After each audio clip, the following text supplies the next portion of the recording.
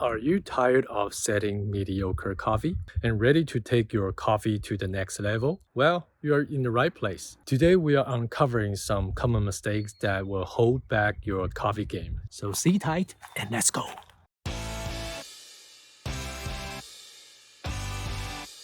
Hello coffee lovers, I'm Michael. I'm happy to have you back on my channel again. Here we are exploring all things coffee, from pour-over techniques to equipment reviews. If you are passionate about perfecting your brews, hit that subscribe button below and join our community of coffee enthusiasts. Today we are going to talk about some common mistakes that can affect the taste of your coffee. Let's start with the first thing, water temperature. If you are using water that is too hot, like boiling at 100 degrees Celsius, the coffee extraction will be huge, possibly causing extraction of too much bitterness and complex flavors, especially if you are using some dark roast coffee. I usually brew dark roast coffee with water at 85 degrees to 90 degrees Celsius for a more balanced taste. Using lower water temperature to brew could lower the bitter taste and result in a clearer and more balanced coffee. On the other hand, if you are using some light roast coffee, you actually need higher temperature water, around 90 to 96 degrees Celsius. If you are using water that is too low in temperature, you might get under extraction. You will have some ripe, green, and off-flavored coffee taste, and the sweetness and the clarity lacking in your cup. However, here comes a very important thing that you may have ignored. If you are not using the temperature control kettle, which means that you are using a normal electric kettle, after the water boils and you pour the hot water into the pour-over kettle, the temperature will instantly drop by, I would say, 10 to 15 degrees. Because like this kind of pour-over kettle, the kettle was at room temperature. So how to fix this problem? Preheat the kettle is the best option, I would say. Pouring the hot water as much as possible into your brewing kettle. That might resist the cool down. Alternatively, you could just use the electric kettle to brew, which I would not really recommend. So the next mistake is that using a bad coffee grinder or not even having one. First of all, I think most people probably know that we have to use the fresh coffee beans to brew great coffee, which I would say that is a quite crucial point. If the beans are stalled or have been left unused for too long, how could you possibly brew a good coffee, right? But if you are not grinding your own coffee beans, or if you ground the coffee a couple of hours ago, or even a couple of days ago, do you think that the coffee is still fresh to drink? You might say, wow, that is high standard perspective to pursue, but to be honest, if you really want to keep more flavors inside the coffee beans, no matter the acidity, sweetness, or clarity, you definitely should grind the beans just before you brew the coffee. So for that being said, for tons of pour-over equipment, a coffee grinder might be the most important one and will be the one you should invest in. And you should really get a decent one if you are mostly drinking light roast coffee. As light roast coffee contains more water inside the beans, the bean is much harder than dark roast coffee.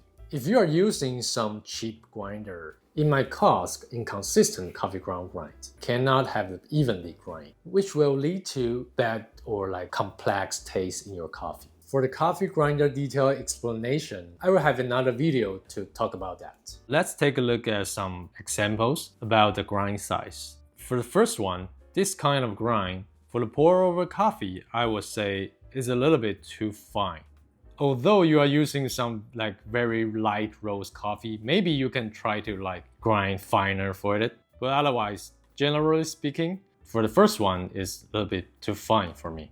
The second one, you can see, is a little bit coarser, right? This one is which I will recommend people to use for the pour over coffee, perfect for blooming and for the extraction. It's not too coarse or too fine. For me, it's just medium grind and it's perfect grind size for making my pour over coffee. The blooming part will be perfect and the extraction is, for me, is perfect. And let's take a look at the third one. This kind of grind size you can see is much coarser. It is not quite good for the blooming. The taste will lots of acidity, body part will not be good. I don't think this kind of grind size will work for the pour over coffee. Going to next mistakes, brewing coffee without skill. So why do we need a skill to brew coffee? I would say it seems not a necessary equipment, but it is. You might have seen some professional baristas in specialty coffee shops, or even some baristas that at a coffee brewing competitions. They all use the skill to brew the coffee. So that means even they get to that level, they still need a skill. So that is why you and I should definitely need one. If you don't believe me, you could try to duplicate the coffee you just brewed without a skill. It will be like a pretty tough challenge. The reason is that the coffee and the water ratio is a kind of crucial factor in making a good cup of coffee.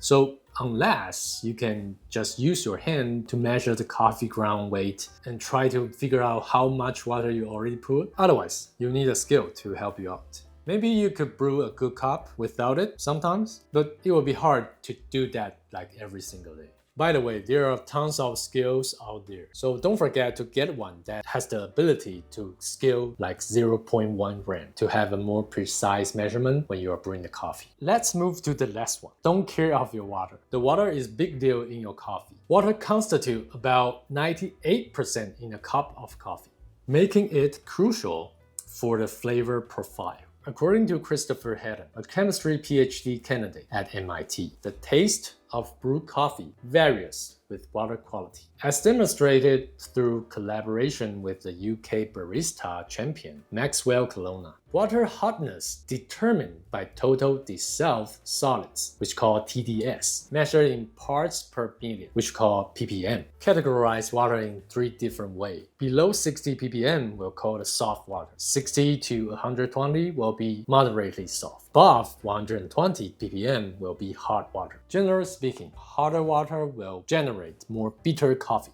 but the softer water results in a sweeter and more acidity in the brews. Oh, by the way, pH level also influences the flavor. The Specialty Coffee Association recommends water free of color, taste, and chlorine, with calcium carbonate levels between 50 to 175 ppm and a neutral pH of 7. Anyway, about this kind of pH and TDS, it's really hard for all the people to test this kind of thing at home. But if you have this kind of knowledge, you can try to use different kind of water. Using tap water, you can try to buy some water from the superstore and try it out by yourself. Because everyone's taste and the preference for the coffee are totally different. Whether the taste is good or bad, you still have to taste it by yourself to know. This is all for today's video. If you learned anything from it, I would like to ask you to hit the like button below. And if you really like the content I provided, please subscribe to the channel and you will not miss my latest video. Thank you for being here and see you around. Happy brewing!